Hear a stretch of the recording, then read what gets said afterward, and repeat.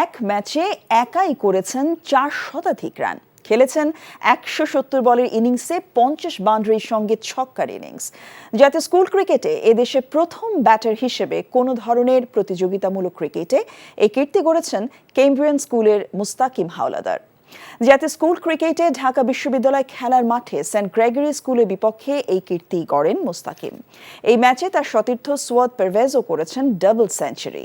124 বল খেলে 42 ও 13 ছক্কায় 256 রানে অপরাজিত ছিলেন পারভেজ। তার সঙ্গে 699 রানের অবিচ্ছিন্ন জুটি গড়েন মুস্তাকিম। এ যেন ভারতের স্কুল ক্রিকেটে সচিন টেন্ডুলকর ও বিনোদ কাম্বলির রেকর্ড জুটিকে মনে করিয়ে দেয়া। 50 ওভারে ম্যাচে 2 উইকেটে 770 রানের বিশাল স্কোর গড়ে কেমব্রিয়ান। জবাবে সেন্ট গ্রেগরি মাত্র 32 রানে গুটিয়ে গেলে মুস্তাকিমরা জয় পায় 738 রানের বিশাল ব্যবধানে। এই ঈদে জামা জুতো অ্যাক্সেসরিজের ডিসকাউন্ট।